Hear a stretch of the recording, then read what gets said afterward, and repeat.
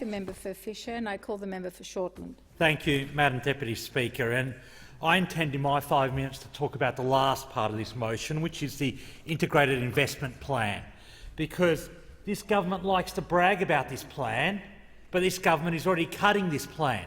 This government has already cut $5.2 billion out of this plan a mere 3.5 years since announcing this plan. So we've seen $1.2 billion cut through admitted schedule delays. We've seen $566 million spent on PFAS remediation. We've seen $560 million diverted to wages blowout. We've seen $465 million diverted to an ICT blowout.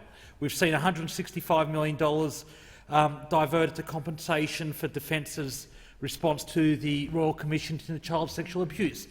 The last two of those and the PFAS remediation are really important topics, and they deserve support, but not to come out of the Defence's capital budget. The government can't talk about this spend in integrated investment plan if it's then going to use it as a honeypot to spend on other things. This is a commitment this government has made to the country that it will be spending this money on defence capital acquisition, but they've already breached this commitment, Madam Deputy Speaker.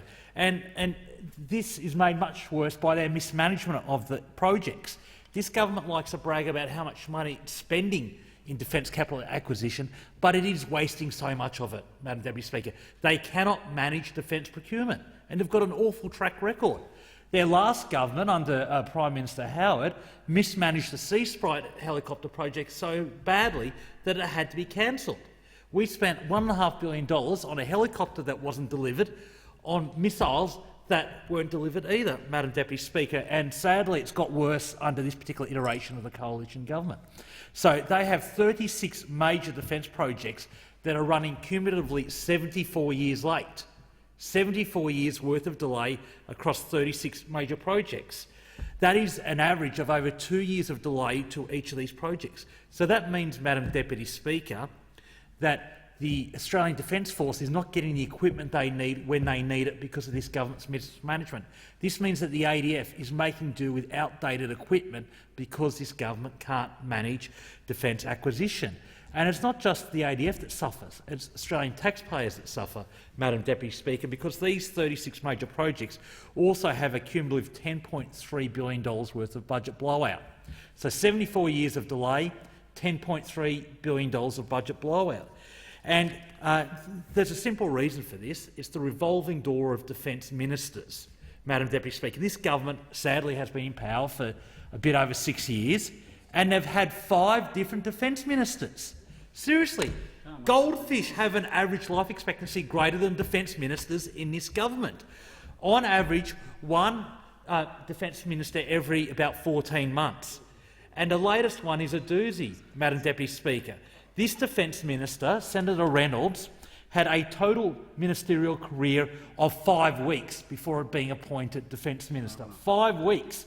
I'm sure it was a very fruitful 5 weeks, 5 weeks where she really got to grips with the challenging role as a minister. And that's not discounting her role and contribution in other roles, but quite frankly, you do need to actually have some experience as a minister, and in particular a cabinet minister, before you take on such an important portfolio as defence. 5 weeks as a minister before becoming defence minister. The member for Goldstein. And what we've seen is a complete step back from this government in terms of oversight of defence. They've had 3 ministerial projects of concern summits in 6.5 years. They've watered down the projects of concern process, which is a key oversight mechanism to making sure that projects are delivered on time and on budget. And we've seen that. 36 major projects delayed 74 years.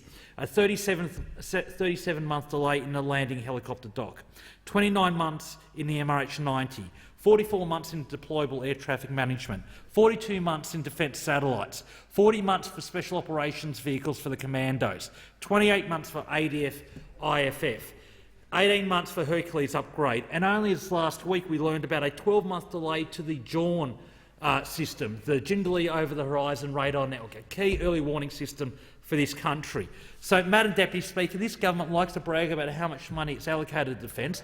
They've already cut $5.2 billion from the Integrated Investment Plan, and they've already mismanaged so many projects because each of the defence ministers has training wheels on.